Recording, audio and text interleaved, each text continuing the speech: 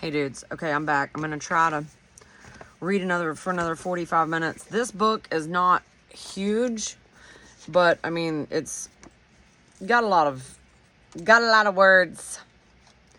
I mean the words aren't tiny, but they're not huge either, so who knows how long it's gonna take us to get through this one. But I literally seriously feel like this one is probably the most important one that I've read yet, because it kind of like shows their beliefs, what they believe and what they're acting on. So it says in this article, and we're still in the chapter Androgyny Agenda. We were just talking about, Shekinah attaining the mythic independence or whatever. So it says in this article how the Ari created a myth and transformed Judaism.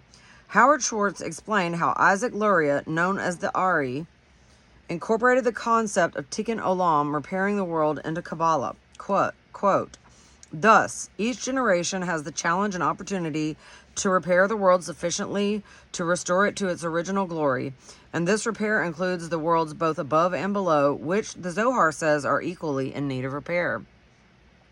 The startling notion that there is a rent in heaven finds its source in a myth found in the Zohar. Here it is said that when God permitted the temple in Jerusalem to be destroyed, God's bride, known as the Shekinah, confronted God and declared that she was leaving him until the temple, her home in this world, was rebuilt. And then the Shekinah chose to go into exile with her children, the children of Israel. So that is one of the most important purposes of gathering the sparks, amazingly, to heal heaven and restore God's bride to him. End quote. Okay. And then I guess this is another in quotes. However, it is important to note that the Ari's teachings make a significant change in the Messianic myth. Traditionally, the arrival of the Messianic era will not take place until God decides that the time is right. According to the Aries myth, however, this depends on the progress made in gathering the sparks, an undertaking that individuals can accomplish on their own. Thus, each generation has the challenge and opportunity to repair the world sufficiently to restore it to its original glory. And this repair includes the worlds both above and below, which the Zohar says are equally in need of repair. End quote. How interesting. Lurian Kabbalah broke from traditional Judaism by asserting that the Jewish people ought to perform for themselves those tasks which were traditionally assigned to Yahweh and the twin messiahs, Messiah son of Joseph and Messiah son of David, and the Torah and the Talmud. For example, in the Old Testament, Leviticus 26, Deuteronomy 4, 24 through 27, 28, 15 through 68, 30, 1 through 3, 2 Chronicles 7, 19 through 22, Jeremiah 29, 1 through 7, and the Babylonian Talmud, Ketubot 111a, state that the Jewish people must not hasten the coming of the Messiah and must wait for the Messiah to establish a Jewish state before immigrating to Palestine in large numbers. That's not what the Bible says at all. And the book of Joshua actually says that they were delivered into their land, okay? And even though Seth and Joshua made it or something, I guess Yahweh didn't care that most of Israel died in the desert, fleeing the Egyptians or whatever. But it definitely says in Joshua that Yahweh delivered them unto their land as he promised he would. So what are we even talking about right now? The Bible explains itself. If you care to read it, it interprets itself. So we don't need all this extra J-ish, Kabbalistic, Talmudistic, Zoharistic explanations of it. The Kabbalist Isaac Luria, the Ari, and Elijah ben Solomon Zalman, the Gaon of Vilna, abandoned those traditional doctrines and asserted instead that the best means for the Jays to wage war against the Amalekites, meaning the evil Gentiles, which is all the rest of us, is for them to move in massive numbers to Palestine and conquer the land, a task that would require at least 600,000 Jews to succeed.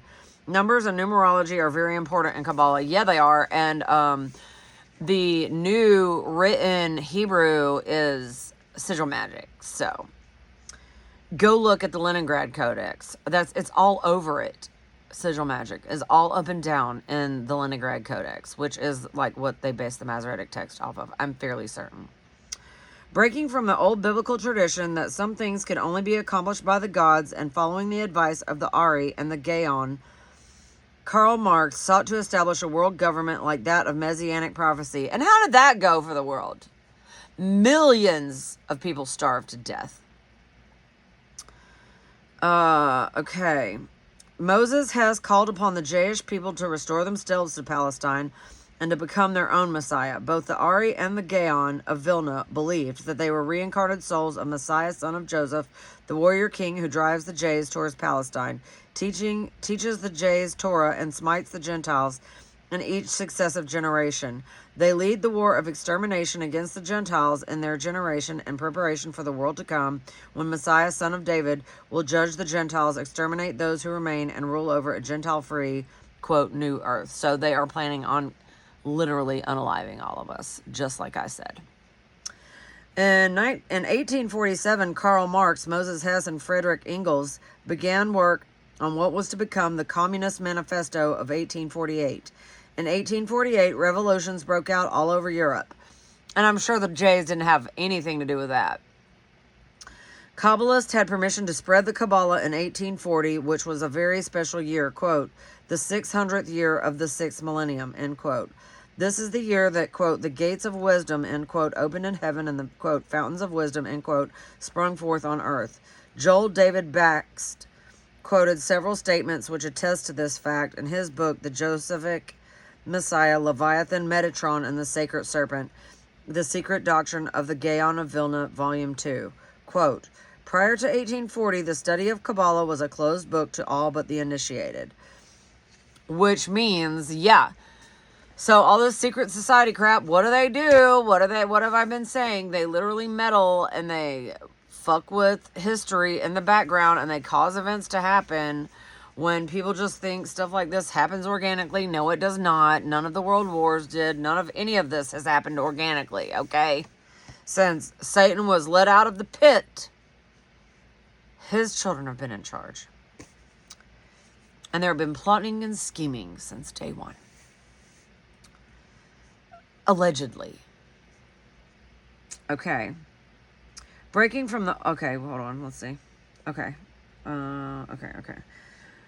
Thus, from 1840 onwards, permission has been granted for those who truly desire to enter within. The Kabbalah is no longer the private domain of the initiated masters. Of the Kabbalah... Okay, and that is from the Leshem, Master Kabbalist of the Kabbalah School of the Gaon of Vilna.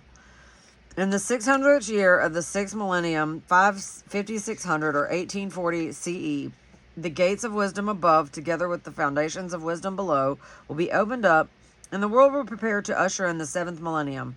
This is symbolized by a man who begins preparations for ushering in the Sabbath on the afternoon of the 6th day, end quote. The creation story in the book of Genesis conveys the cosmological progress of the 6 days of creation and the 7th day of rest. The Zoharites believe that each of these days signifies a 1,000-year period and that commenced with the creation of Adam in 4000 BC.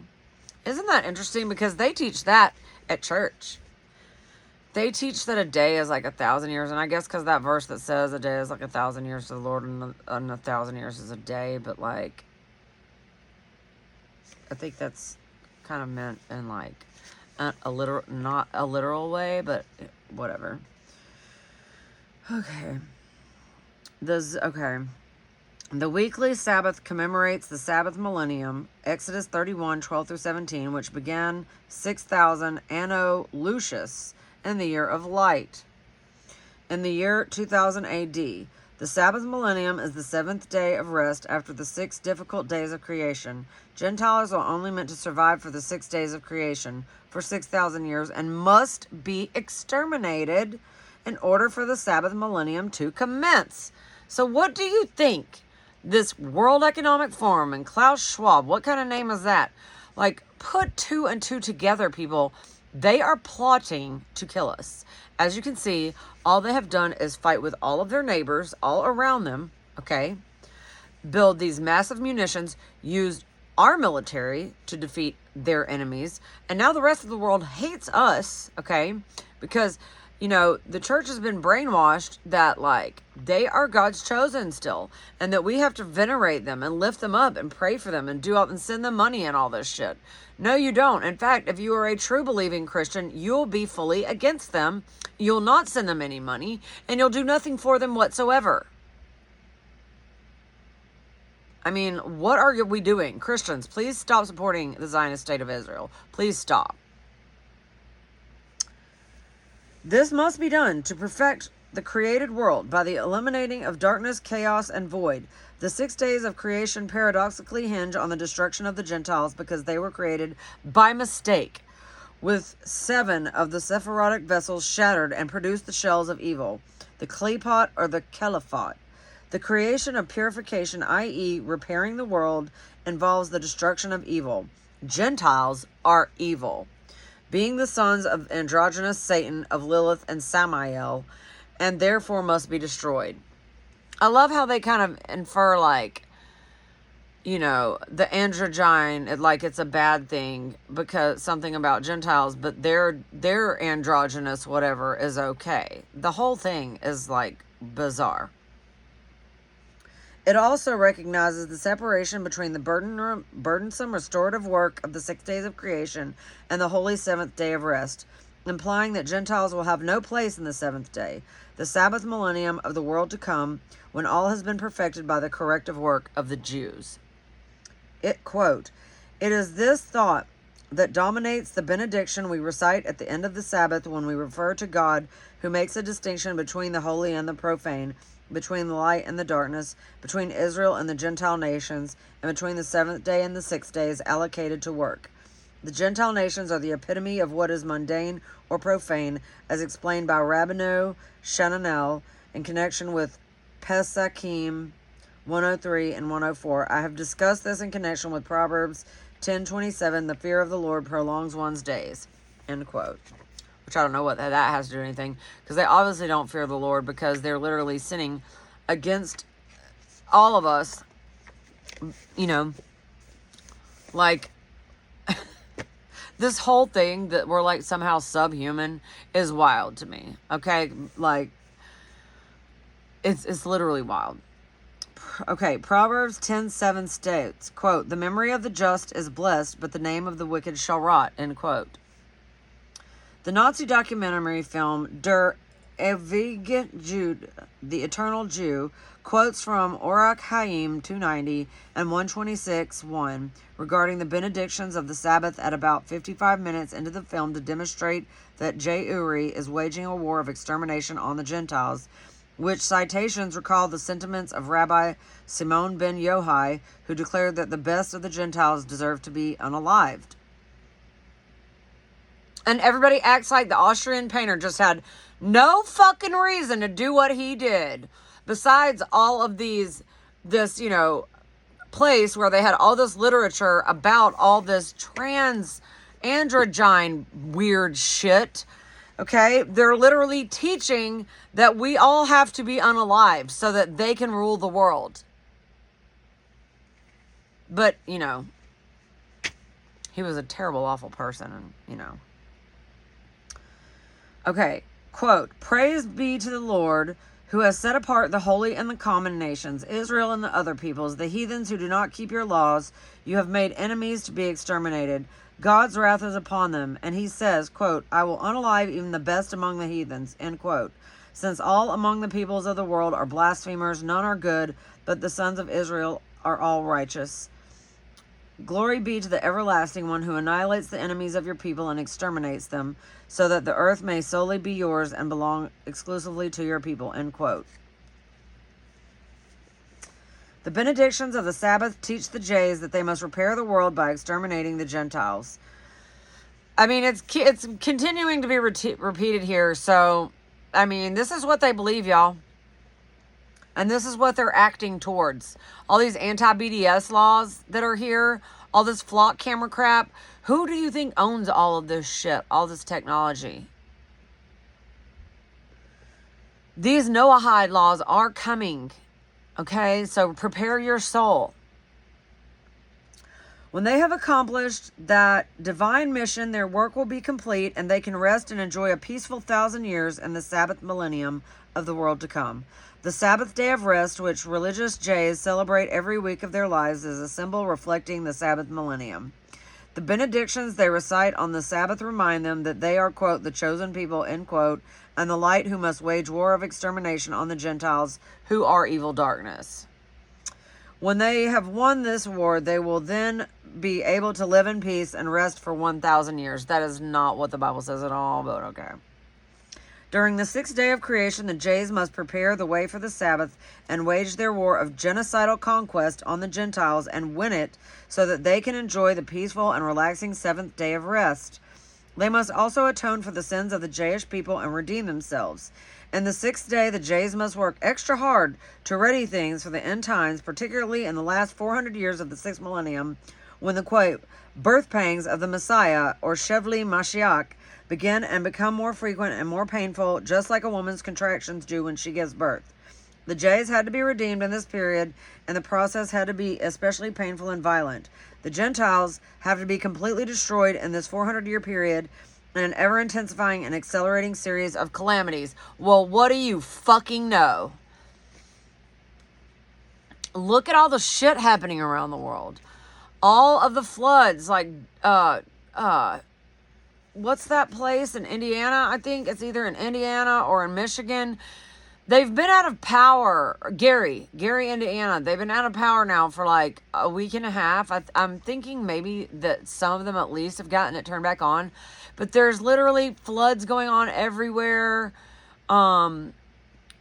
Earthquakes. I mean, you know, and it's like, oh, well, you know, it looks like it's the end times. Of course it does, because they're making it look like this.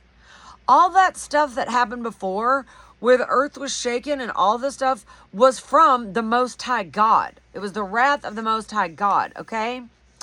Now, this is the Jays, like, you know, psyoping us all. Which is why I kind of think that they're behind psyoping of Christianity too. Because most Christians literally still believe that Jesus is yet to come back. And when, like, a lot of us already know that he already did. Because he's A, not a liar. And B, there is so much physical evidence for it. Like, you can't deny it at this point. So, everybody's got to wake up. Or be beheaded, you know, or go along with their brain ship and worship Yahweh, which some of you are already doing, much to your detriment of your own soul. Okay, Yahweh is not the Most High God. Okay, let's see. The Hebrew calendar lags a couple hundred years behind the Anno Lucius calendar. The Zoharites, who follow the Anno Lucius calendar, became especially aggressive in the 1600s. The year 1600 AD was 5600 AL. The Miznadim, who follow the Hebrew calendar, went to work in 1840 AD on the 999 steps of the Mashiach ben Yosef to the Mashiach ben David and the world to come. The year 1840 AD was 5600 AM. The days of creation are symbolized by the days of the week and are measured from sunset to sunset. The weekly Sabbath ritual has always symbolized the plan for the Jewish people to take over the world in the last 400 years of the 6th millennium from the creation of Adam, and then rest for the next 1,000 years as the Gentile slaves perform all the work of the Jays, just as, quote, Shabbos Goyim perform all the work of the Jays on the Sabbath until such a time as technology makes Gentile slaves obsolete. And what are they working on now with AI?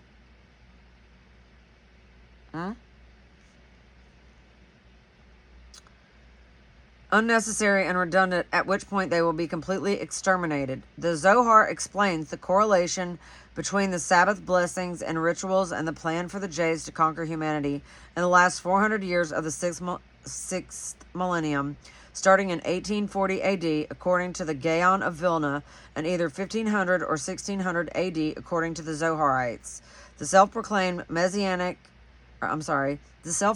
Messiahs, Isaac Luria and Shabbatai Zevi, calculated different dates which corresponded to their lives. The Zohar iterates a prophecy of the Yesod, the Sephirotic sphere of the Messiah son of Joseph, and the birth pangs of the Messiah son of David on the tree of life. Yeah, this is all, it's all sigil magic, okay?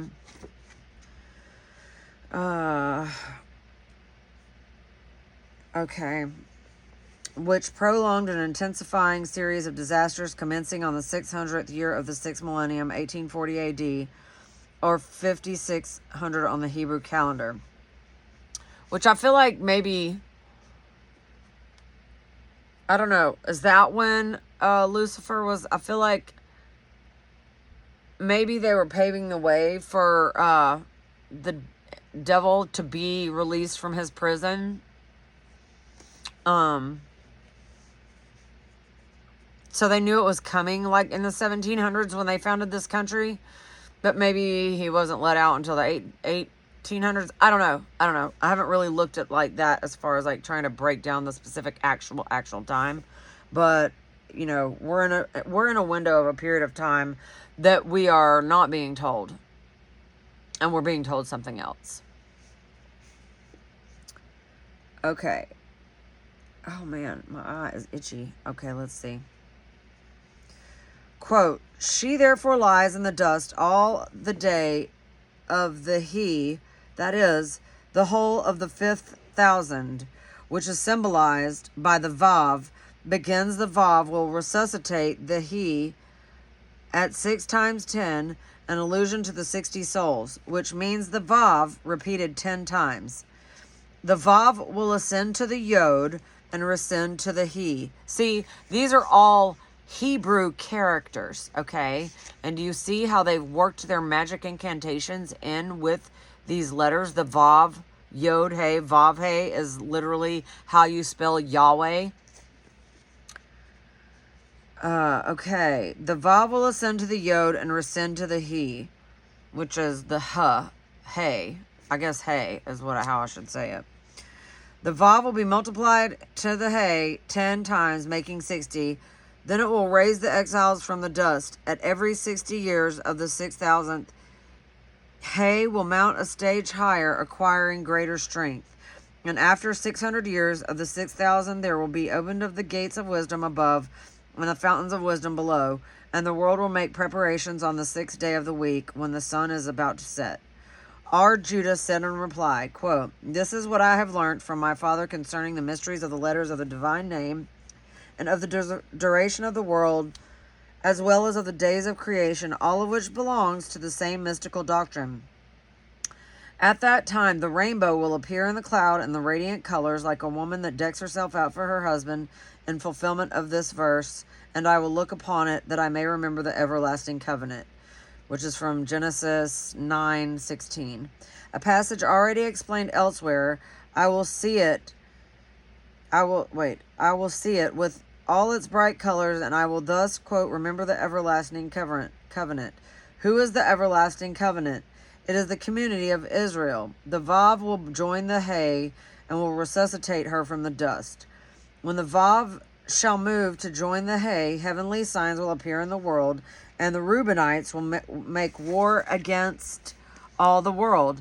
And so the community of Israel will be raised from the dust, for the Holy One will have dwelt with her in exile years to the number of Vav times Yod, that is 6 times 10, after which she will be raised, and vengeance will be executed on the world, and the lowly will be exalted. Said R. Jose to him, quote, all you say is right, being 117b mystically indicated by the letters, and we need not enter upon any other calculations regarding the ends, for in the book of the Venerable R. Yibo we find the same calculations. The verse, quote, then shall the land satisfy her Sabbaths, end quote, Leviticus 26:34, is an allusion to the mystical implications of the Vav as indicated in a subsequent verse, end quote. And I will remember, and then that is, quote, and I will remember my covenant with Jacob. And then it says, and I will remember the land, indicating that the community of Israel Oh, indicating the community. I'm sorry, not that, the community of Israel.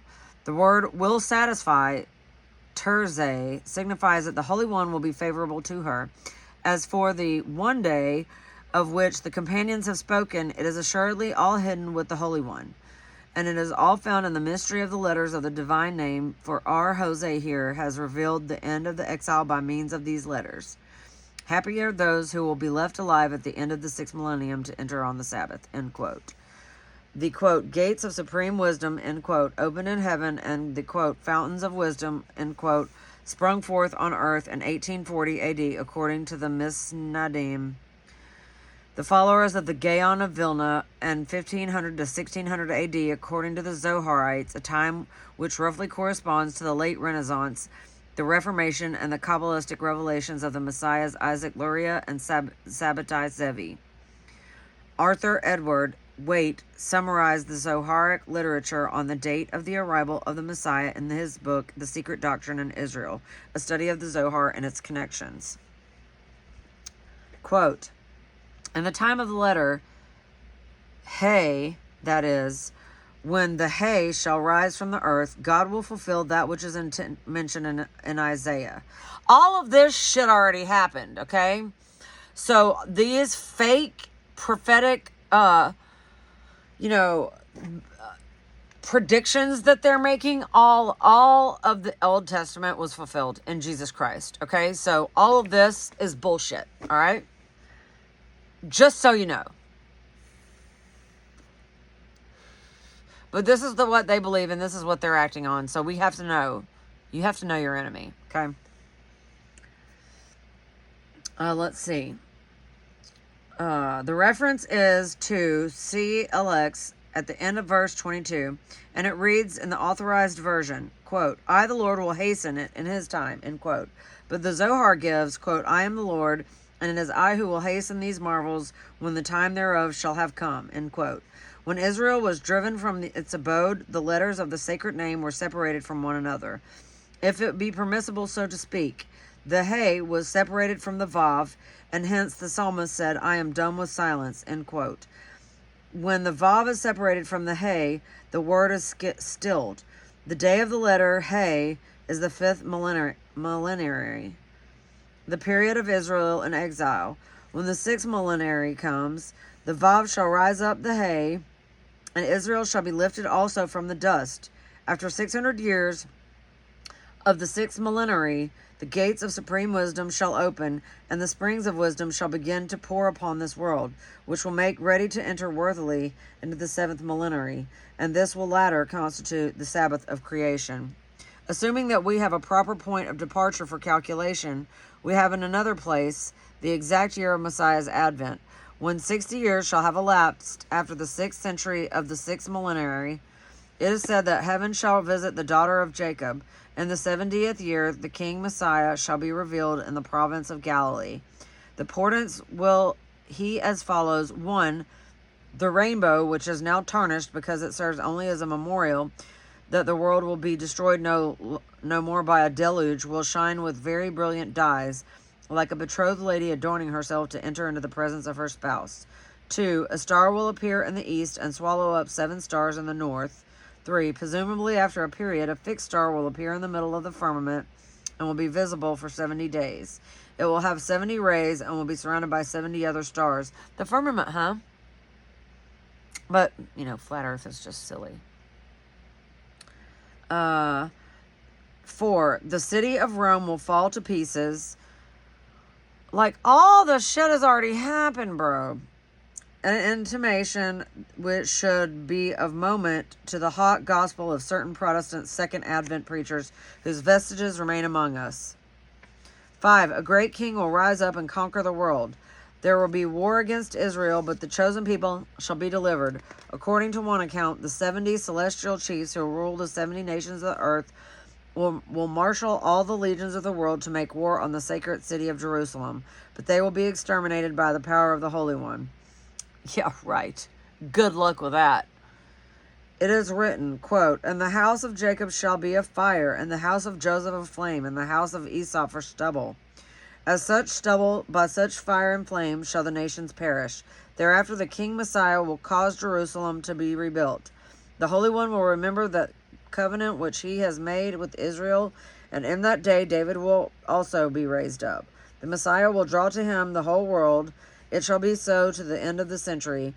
And then the Vav shall be united with the Hay. It will be the period of true bridals.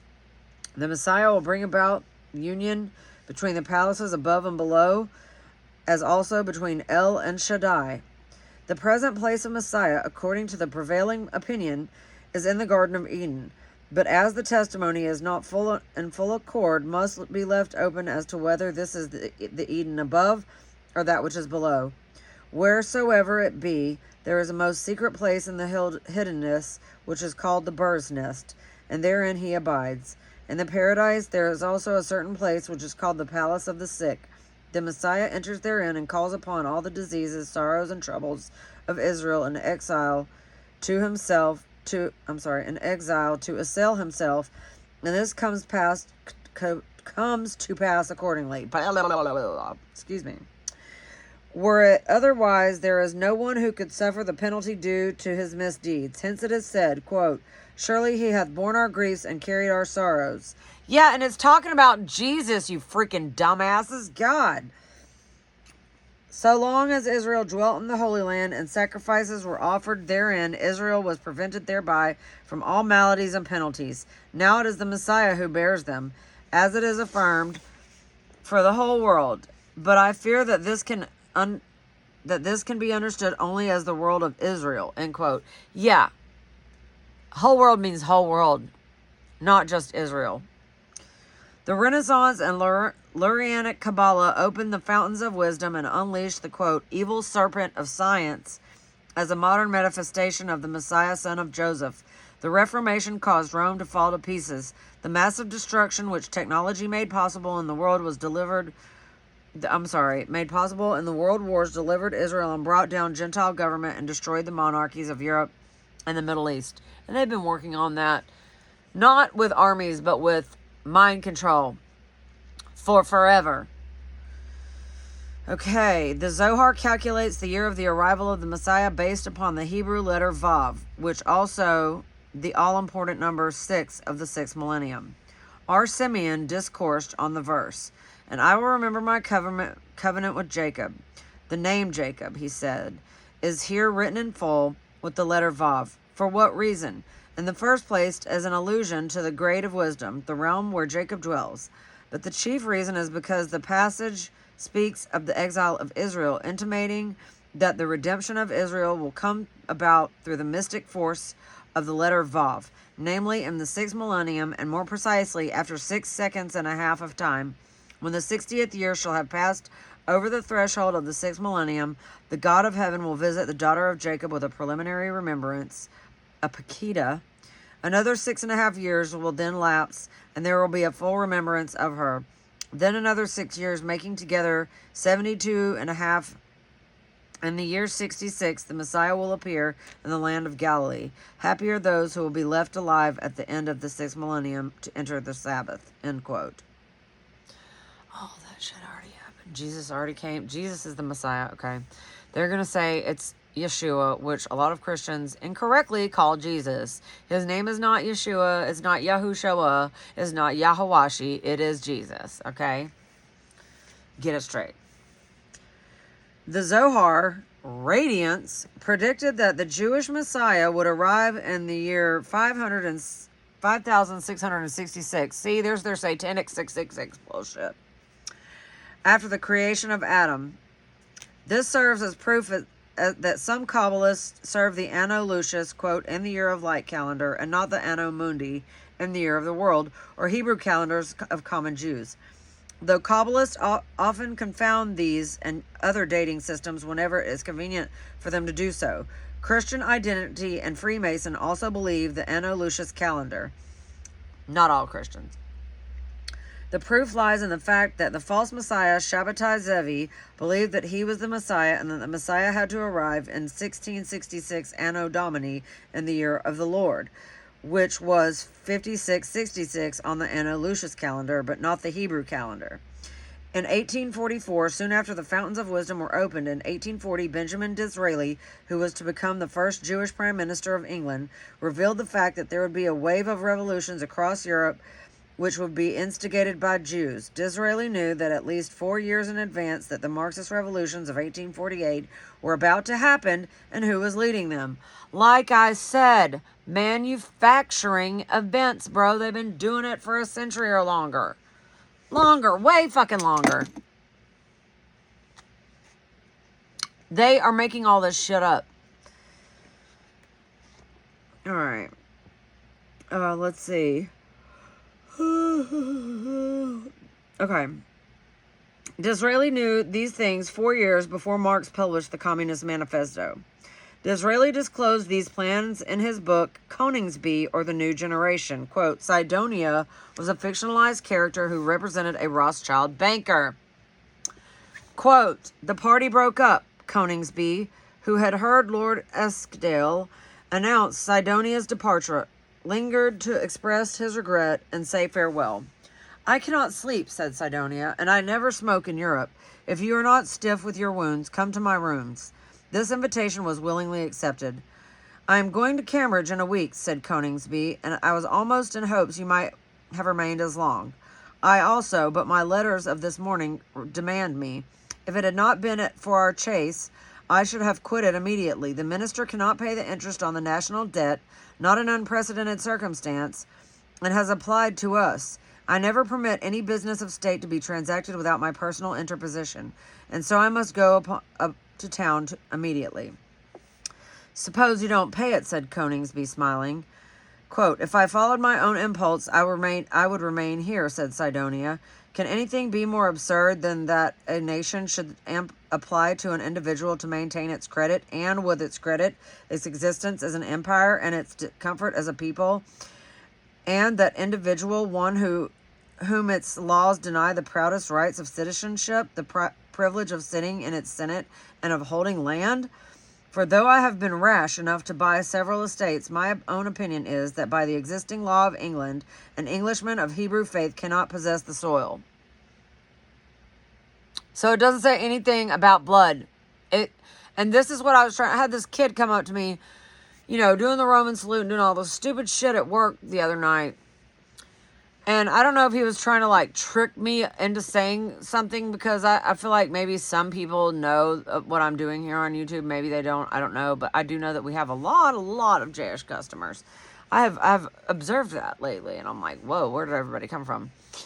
Which is fine. I mean, I'm like, hashtag not all. I don't hate all J's. You know what I'm saying? I just don't like these supremacist ones that want to unalive me and the rest of the people in the world because they think they're supreme and that God promised them some shit 6,000 years ago or some shit. No, we're not doing that. Anyways, I had to make the distinction for this kid. I'm like, because he was like, I mean, I'm a J, but the Austrian painter did nothing wrong. And he kept saying that and saying that. I don't know if he was trying to get me to agree with him or whatever, but I was just like, okay, kid, you're crazy. But I said to him, I said, Judaism's a religion.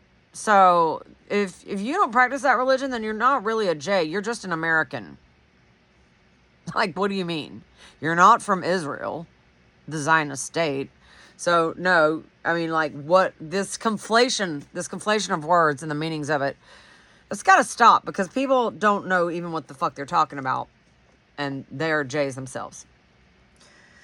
Okay, but surely it would be easy to repeal a law so illiberal. Oh, as for illiberality, I have no objection to it if it be an element of power, eschew political sentimentalism. What I contend is that if you permit men to accumulate property and they use that permission to a great extent, power is inseparable from that property.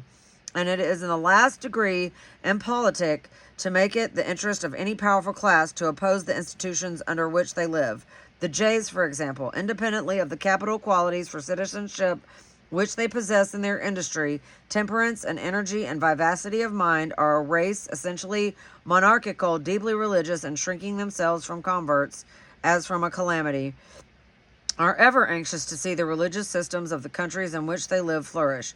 Yet, since your society has become agitated in England, and powerful combinations menace your institutions, you find the once loyal Hebrew invariably arrayed in the same ranks as the leveler and the latitudinarian, and the prepared to support the policy which may even endanger his life and property, rather than tamely continue under a system which seeks to degrade him.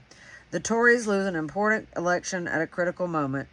'Tis the Jays come forward to vote against them. The church is alarmed at the scheme of a latitudinarian university, and learns with relief that funds are not forthcoming for its establishment. A Jay immediately advances and endows it, yet the Jays, Coningsby, are essentially Tories. Toryism, indeed, is but copied from the mighty prototype which has fashioned Europe, and every generation they must become more powerful and more dangerous to the society which is hostile to them. Do you think that the quiet, humdrum persecution of a decorous representative of an English university can crush those who have successfully baffled the Pharaohs, Nebuchadnezzar, Rome, and the feudal ages? The fact is, you cannot destroy a pure race of the Caucasian organization. And they admit they're Caucasians. They are Caucasians. They are not Hebrew. It is a physiological fact, a simple law of nature which has baffled Egyptian and Assyrian kings, Roman emperors, and Christian inquisitors. No penal laws, no physical tortures can effect that a superior race should be absorbed in an inferior or be destroyed by it. The mixing persecuting races disappear. The pure persecuted race remains.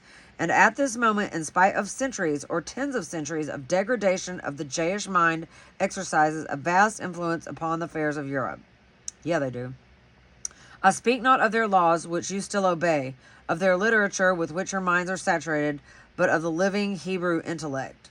It's not Hebrew, it's demonic. You never observe a great intellectual movement in Europe in which the Jays do not greatly participate. The first Jesuits were Jays. And that is one thing that we've got to realize right here. Because people want to go back and say, no, it's the Jesuits, it's the Jays, it's the Jesuits, the Jays. They're the same fucking people. Working towards the same ends, okay? Come on.